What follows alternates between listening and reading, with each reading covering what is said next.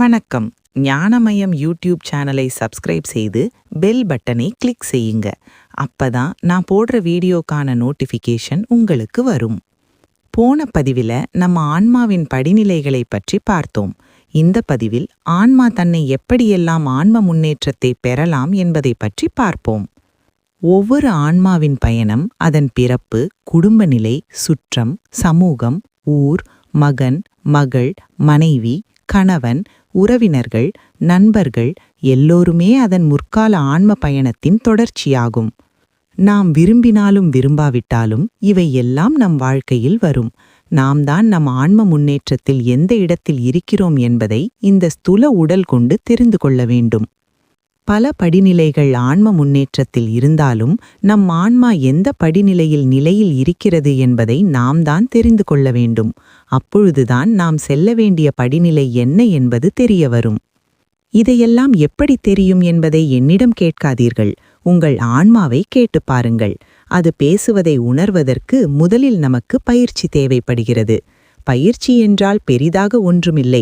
நாம் அமைதியாக சில மணி நேரத்தை ஒதுக்கி நம் மனதோடு பேச வேண்டும். நமக்கு 3 விதம் கான்ஷியஸ், அதாவது உள் உணர்வுகள் இருக்கிறது. முதலில் இருப்பது கான்ஷியஸ், அடுத்தது சப்கான்ஷியஸ், அதற்கடுத்து சூப்பர் கான்ஷியஸ். இந்த சூப்பர் கான்ஷியஸ் தான் நம் ஆன்மாவில் பல பிறவிகளின் பதிவுகள் உள்ளது. நாம் என்ன மாதிரியான மனநிலையில் இருக்கிறோம் என்பதை வெளிச்சம் போட்டு காட்டிவிடும்.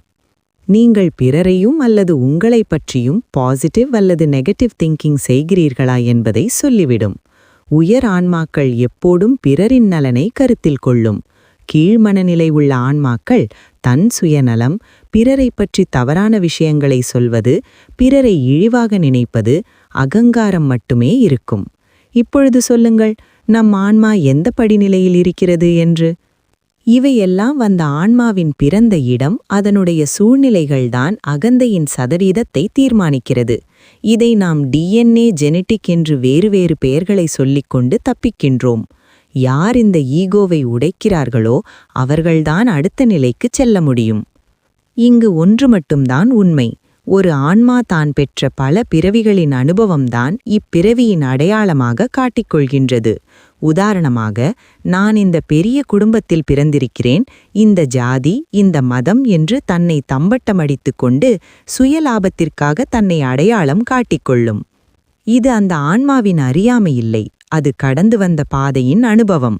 சக மனிதர்களை சிறுமைப்படுத்துவது, ஆணவமாக பேசுவது, தன் சுயலாபத்திற்கு பயன்படுத்துவது, இவையெல்லாம் அகம்பாவத்தின் உச்சம் என்று சொல்லலாம். இவை எல்லாம் தான் இறைவனை அடைய விடுவதில்லை. உண்மையான இறைத்தன்மை என்ன என்பதை முதலில் புரிந்து கொள்ள வேண்டும். ஆனால் ஒன்று மட்டும் நினைவில் கொள்ள வேண்டும். கொஞ்சம் நாம் எல்லோரையும் தள்ளி வைத்து பார்க்க வேண்டும். உங்கள் தாய், தந்தை, மனைவி, குழந்தைகள், உறவுகள்.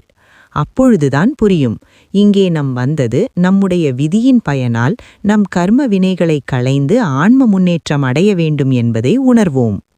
ஒவ்வொரு செயலையும் அவரிடத்திலிருந்து பார்த்து, அதாவது மற்றவரின் மனநிலையையும் மற்றவரின் கஷ்டத்தையும் உணர்வுபூர்வமாக புரிந்து எல்லாவற்றையும் பேலன்ஸ் செய்வது கூட ஒரு வகை ஆன்ம முன்னேற்றம்தான்.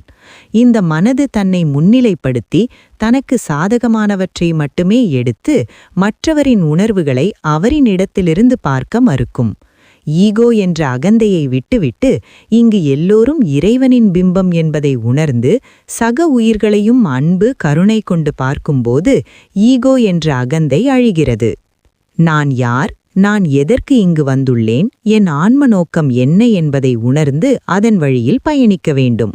நம் வள்ளல் பெருமான், நம் ரமண மகரிஷி மற்றும் திருமூலர் சொன்னது போல தன்னை அறிந்திட தனக்கொரு கேடில்லை என்று அழகாய் சொல்லியுள்ளார்கள்.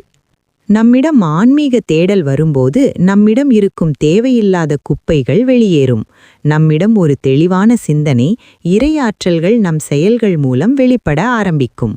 இது அகத்தின் அழகு முகத்தில் தெரிவது போல ஆகும். நம்முடைய மாயையெல்லாம் விலகி தனக்குள்ளிருக்கும் உண்மையான தன்மையை உணரும்போது ஆன்மா ஆனந்தமடைகிறது. ஏனென்றால் ஆன்மாவின் உண்மையான தன்மையே எல்லா மாயையும் நீக்கி இறைவனை அடைதல் ஆகும். ஆன்மா எல்லாவற்றையும் துறந்த பின்பு இந்த உலகத்தைப் பற்றியும் தன் ஆன்மாவைப் பற்றியும் ஒரு மிகப்பெரிய புரிதல் ஏற்படுகிறது. இந்த பிரபஞ்சம் அவர்களுக்கு ஒரு சிறப்பான சக்தியை வழங்குகிறது. அதாவது நடக்கப் போவது, மற்றவரின் மனநிலையை அறிவது, பின்பு நம்முடைய ஆன்மா ஒரு உயர்வான அதிர்வுகளை, அதாவது ஹை ஃப்ரீக்வன்சி தன்மையில் இருக்கும். இப்படி ஒரு ஆன்மா தன்னை உணர்ந்த பின்பு எல்லா நேரங்களிலும் இறைத்தன்மையுடன் இணைந்திருக்கவே விரும்புகிறது. ஒரு ஆன்மா தன்னை அழித்து இறைவனுடன் ஐக்கியமாக்கி, அதாவது இறைத்தன்மையிலேயே இருக்கும். இதுவே ஆன்மாவின் உயர்ந்த நிலை அல்லது முக்தி நிலை ஆகும். இந்த நிலை எல்லோருக்கும் ஒரே மாதிரி இருப்பதில்லை. அது ஒவ்வொருவரின் ஆன்மீக பயணத்தின் படிநிலைகளைப் பொறுத்தே அமைகிறது. நன்றி. நாம் மீண்டும் ஒரு காணொளியில் சந்திப்போம்.